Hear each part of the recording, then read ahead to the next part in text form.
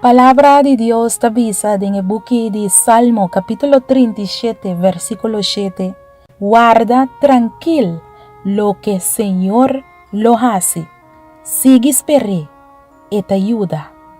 Me quiero invitar para bajar la cabeza y repetir la palabra en la oración aquí junto conmigo.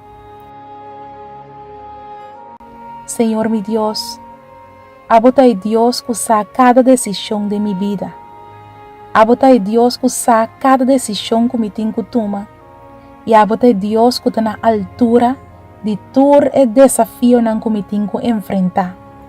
Te pensei, por favor, mi Dios, me te pedido para por perdonarme para toda viaje que me trata de solucionar mi problema riba mi esforza. Señor, me tengo mester divo. Me tengo mester divo Espíritu Santo para ayudarme, para darme fuerza, para darme sabiduría y para darme dirección. Señor, mostrame el camino que abo que para mi cana. Mi no que lucha mi so más.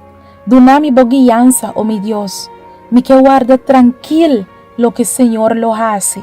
Lo me sigue esperando, oh mi Dios, para sombra abo te ayuda. Bo palabra aprimentimi ese awe y mi te quiere bo promesa. Danke para bo guianza, oh mi Dios. Danke para bo protección. Para sombra mi te pidi en el nombre de Jesús. Amén. Y Cristo nos dijo, orad siempre, siempre, porque la respuesta está en la oración.